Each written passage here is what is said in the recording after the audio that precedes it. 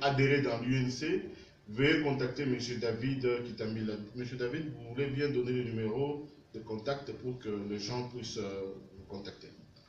Oui, merci pour la parole. Je suis David Kitambila.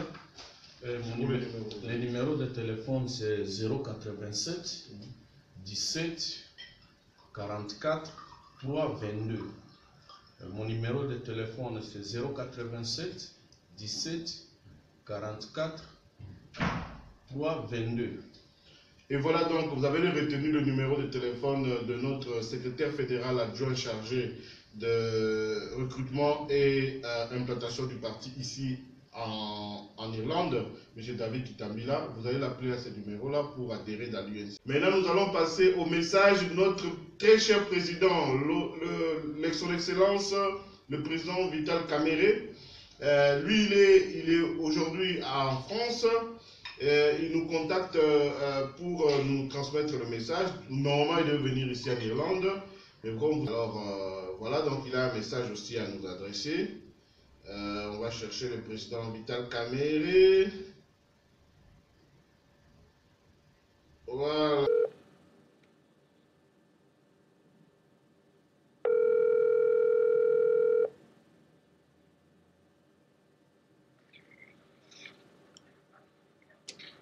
Comment ça va, Patrick? Oh. Oui, Patrick. Oui, président. Bonjour, président. Nous sommes ici en réunion avec nos camarades. Je ne sais pas si vous avez un message pour la fédération. Je voulais d'abord saluer tous les membres de l'UNC Irlande pour cette belle initiative, pour les efforts qui ne cessent de conjuguer pour l'implantation de notre parti et pour son rayonnement, surtout dans la partie nord de l'Europe. Nous sommes dans un combat, et dans un combat, il faut affûter les armes chaque jour et mettre les efforts en commun pour arriver à la victoire. La victoire pour nous, c'est l'alternance le 23 décembre 2018. Et nous y croyons fermement. Et c'est pourquoi nous avons entamé une série de contacts avec les autres partis de l'opposition, spécialement l'UDPS, le MLC et aujourd'hui l'ensemble. Et l'union faisant la force, nous sommes convaincus que la seule parade à la fraude électorale, mais aussi la recette pour la victoire du peuple congolais pour mettre hors d'état de nuire le régime actuel qui a échoué sur tous les plans, sécuritaire, humanitaire, au niveau du bien-être du peuple congolais, éducation de la population, santé, prise en charge du peuple congolais. Bref, nous sommes en retard sur tous les plans et les Congos ne méritent pas ça. Avec tout ce que nous avons comme atout, le premier bien sûr étant notre population, près de 80 millions d'habitants, déterminés à travailler d'arrache-pied pour entrer dans les rendez-vous de l'histoire, mais aussi toutes les richesses naturelles incommensurables qui font aujourd'hui la convoitise du monde entier. C'est inacceptable et nous devons donc, avec un nouveau leadership que nous incarnons tous, y compris l'INC Irlande à travers toute la fédération et son fédéral Patrick Kawara, nous disons nous devons mettre fin à cet état de choses. La pauvreté au Congo, ce n'est pas une fatalité. Si nous le voulons, nous pouvons et on peut donner le meilleur à notre peuple. Tout simplement ajouter que vous devez savoir que nous sommes dans une période préélectorale. Hein? Donc la diaspora étant aussi une circonscription électorale, vous devez en tout cas ratisser large et certains d'entre vous qui ont des ambitions doivent commencer à travailler dès à présent. Nous allons au niveau de Kinshasa, au niveau des autres provinces, vous avez vu, au niveau des autres fédérations, les gens sont en train de se réveiller et je voudrais vous saluer chaleureusement aujourd'hui pour cette initiative qui va être relayée par Kinshasa et toutes les autres fédérations. Ils verront effectivement que l'UNC Irlande a vibré aujourd'hui et tout est à votre honneur. En tout cas, félicitations, salutations à vos familles respectives et merci à tout le monde pour cette marque d'attachement à ma personne et aux idéaux de notre parti. Merci beaucoup, Président. Ici, nous avions plusieurs questions, seulement à une question, compte tenu, d'abord, excusez-nous pour le retard, nous avons appelé en retard, mais nous avons quand même pris seulement une seule question, comme ça vous pouvez rentrer dans votre activité, si vous permettez, Président. Oui, avec plaisir. Camarade. Bonjour, bonsoir, Monsieur le Président. Moi, c'est David Kitambila. Bonjour, bonsoir, Monsieur le Président. Moi, c'est David Kitambila, c'est INC Irlande. Je voudrais poser une question sur les candidatures uniques de l'opposition. Vraiment, j'ai des lacunes à comprendre. Si tu veux, il s'agit. Merci beaucoup, Monsieur le fédéral adjoint, David. La candidature, je préfère parler de la candidature commune de l'opposition, puisque le mot unique fait peut-être abusivement allusion à quelqu'un qui va s'imposer contre les autres. C'est la candidature commune. En d'autres termes, nous avons des grands regroupements et des grands partis au sein de l'opposition qui sont connus de tout le monde. On ne va pas inventer la roue. Aujourd'hui, quand on parle de l'opposition, on sait qu'il s'agit de l'UDPS et ses alliés. Quand on parle de l'opposition, on sait qu'il s'agit du MLC et ses alliés. Quand on parle de l'opposition, on sait qu'il s'agit de l'UNC et ses alliés. Quand on parle de l'opposition, il s'agit de l'ensemble. Et nous allons donc procéder comme les autres l'ont fait. Aujourd'hui, nous connaissons les candidats des ensembles qui s'appelle Moïse Katumbi. Il a été désigné en Afrique du Sud. Nous connaissons les candidats de l'UDPS qui a été désigné dernièrement et moi-même j'étais présent à l'ouverture de ces congrès de l'UDPS. Nous connaissons, il s'agit de Félix Tshisekedi Tshilombo et nous attendons que le MLC tienne sa convention, son congrès pour définir son candidat, mais même pas. Je ne sais pas si vous me suivez toujours. Nous vous suivons, Président. Oui, je disais que nous connaissons déjà les candidats de certaines formations de l'opposition, parmi lesquels Katumbi pour Ensemble, IDPS Félix Tshisekedi, et il ne reste plus que le MLC et l'INC pour officialiser leur candidature. C'est que nous avons convenu, parce que nous sommes très avancés, du moins en ce qui nous concerne avec l'IDPS et le MLC, et aussi l'ensemble, nous sommes d'accord tous, qu'une fois tous les candidats désignés, ça sera la seconde étape où nous allons négocier entre nous, nous allons faire des concessions mutuellement, on va peindre le portrait robot de celui qui va porter le programme.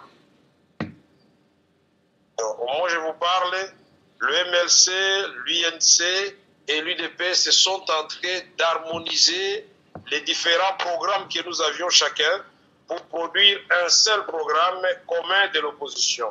Nous avons demandé aux amis de Ensemble de nous rejoindre dans cette aventure merveilleuse pour que nous ayons un seul programme que nous allons présenter à notre peuple qui sera au fait l'alternative valable par rapport à ce qui est en train de se faire maintenant. Et donc nous allons nous faire des concessions mutuelles. Il y a le poste de président de la République, il y a le poste de Premier ministre, président de l'Assemblée, président du Sénat et des ministères de souveraineté. Bien sûr, chacun des leaders devra aussi négocier pour les membres de son parti ou de son regroupement pour que nous fassions une équipe où il y aura un capitaine, il y aura un numéro 10, un numéro 9, un gardien de but et chacun aura un rôle à jouer. Nous allons donc gagner ensemble, ça ne sera pas un individu qui va imposer sa position à tout le monde. Ce sera l'équipe qui va gagner. Et si on ne fait pas ça, croyez-moi que nous allons retourner à nos habitudes traditionnelles, les mêmes causes produisant les mêmes effets. Nous n'aurons que nos yeux pour pleurer. Voilà. En tout cas, merci beaucoup. Merci beaucoup, Président. Il y a plusieurs questions qui sont en train de... La toute dernière. Bonsoir, Monsieur le Président. C'est vraiment un réel plaisir de vous avoir. Mon nom, c'est Gilbert Mwimba. Je suis le secrétaire fédéral chargé de sécurité, stratégie, tout ça. D'abord, toutes mes félicitations pour l'initiative de mettre en commun ce plan de candidature unique avec une grande équipe. Mais ma crainte est à ce niveau. Vous savez, de par l'histoire, nous savons que un dictateur n'organisera jamais les élections qui vont le chasser du pouvoir. Jamais. À ce stade, vous savez que les gens qui sont de l'autre côté du pouvoir, ils ont l'impérium, comme on dit. Ils ont tout, c'est-à-dire toutes les institutions du pays. Il y avait un problème de connexion. J'ai compris sa question. Il dit que le dictateur n'organisera jamais les élections, qu'il va perdre. Non, ouais. En fait, un dictateur ne pourra jamais organiser des élections qu'il va perdre. Et que, selon ma conception à moi, la seule chose qu'on peut faire avec un dictateur, c'est négocier son départ.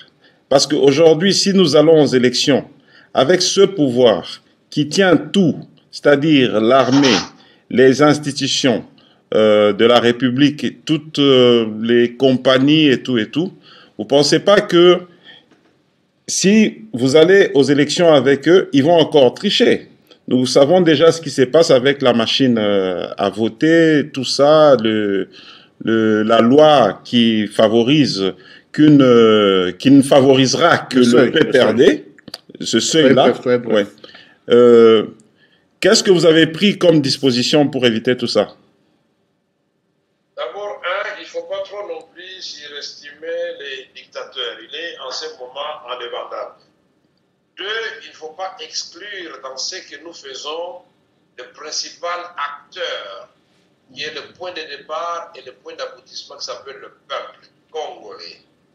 Nous avons vu à travers le monde les dictateurs organiser les élections et ils les ont perdues sans savoir comment ils les ont perdues. Oui. Donc les dictateurs mettre en place des commissions électorales pour favoriser leur réélection ou l'élection de leurs poulains, mais à la proclamation des résultats, le peuple s'était déjà approprié de tous les bureaux de vote et c'était trop tard. Nous pouvons citer quelques cas.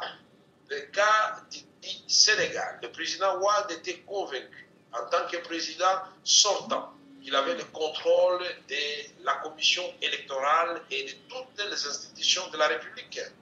Mais elle a été vite dépassée par deux choses. La première, c'est la mobilisation de la population pour soutenir l'alternance. La deuxième, c'est l'organisation de toutes les forces vives et sociales pour surveiller les élections. La troisième, c'est la mobilisation des médias pour qu'à l'heure, à Kasumbalesa, et là, on peut appeler Zingeshore, et tout Saint-Louis, partout, tous ces coins-là, quand les résultats sont affichés, directement communiqués aux médias et à la radio. Ce qui fait qu'à 65% du dépouillement, il s'était déjà rendu compte que Macky Sall avait gagné et il a téléphoné à Macky Sall la mort dans l'âme pour le féliciter. Donc, ce que nous avons mis en place comme stratégie, ou ce que nous comptons faire, c'est que nous avons appelé la mutualisation de nos efforts. Nos efforts, non seulement pour combattre et obliger les dictateurs à accepter la volonté du peuple, mais aussi pour que nous puissions nous répartir géographiquement la tâche et financièrement. Puisque avoir 200 000 témoins dans 100 000 bureaux, ce n'est pas une question qui peut être résolue par un seul parti. Puisqu'il faudra 5 $ par jour par témoin, or il nous en faut 2 qui vont se relayer. Donc il faut prévoir une cagnotte de 2 millions de dollars américains. Et nous disons, aucun parti aujourd'hui ne peut sortir ces 2 millions à lui seul. Donc nous allons nous répartir nos zones d'influence. Nous sommes plusieurs grands partis politiques, 3 essentiellement plus ensemble. Quand vous prenez l'UDPS, c'est le centre du pays, ils peuvent surveiller le Kassai, le Kassai oriental, le Kassai occidental, éclaté aujourd'hui presque en cette province, sans aucun problème. Si vous prenez l'UNC, nous pouvons surveiller toute la partie Est sans problème avec nos amis ensemble. Si nous prenons l'Ouest, on peut le faire avec les MLC. Et nous tous, nous pouvons, à ce moment-là, nous consacrer sur Kinshasa pour suivre les élections. Nous allons aussi mutualiser nos moyens financiers et logistiques pour le déplacement de nos candidats, pour la campagne de nos candidats à tous les niveaux. Nous allons faire des listes concertées. Chaque parti aura bien sûr ses listes, mais nous pouvons nous dire que, voilà, au Kasaï, nous, INC, nous n'avons pas un candidat dans tel coin du Kasaï. Mais au même moment, l'IDPS est débordé par des candidatures. Ils peuvent à ce moment-là nous prêter leurs candidats que nous mettons sur notre liste. Il peut être aussi la même chose en ce qui concerne l'IDPS pour la province orientale, pour les Kivu et les points que nous contrôlons. On peut prendre un candidat de l'IDPS sur notre liste. Ainsi de suite pour les MRC et pour l'ensemble. Donc, nous n'allons pas ici vous mettre sur papier et dans les médias toute la stratégie. Mais soyez sans crainte. N'essayez pas de faire douter le peuple congolais que le pouvoir actuel ne va pas perdre le pouvoir. Je ne vois pas comment vous osez dire que la loi actuelle favorise le PPRD. Non. La loi actuelle a une chance pour l'opposition. L'opposition qui avait du mal à tenir par la force des choses, puisque avec la nouvelle loi, avec le CEI, aucun parti, ni le PPRD, ni l'INC, ni le MLC, ni l'IDPS ne peut à lui seul avoir 250 députés plus un. Je voudrais vous rappeler que du temps de la gloire du PPRD, quand je fus secrétaire général du PPRD, nous n'avons pas dépassé 111 députés. Donc, il ne faut pas continuer à vous faire peur pour rien vous-même. Ce que nous devons faire, c'est ce que vous faites là, vous mobiliser pour qu'effectivement la victoire soit de notre côté et il en sera ici. Nous devons surveiller, nous devons mobiliser, nous devons mutualiser les efforts et ça sera fait comme ça. Oui, Président. Merci beaucoup, Président. Merci surtout pour votre disponibilité. Je pense que les amis, excusez-nous, tout a été dit, Président. Merci beaucoup. Merci. Salutations chez vous, dans vos familles, et merci pour tout ce que vous faites. Merci beaucoup, Président. Merci. Bonne soirée chez vous aussi. Merci et félicitations. Hein, merci, Président. Merci.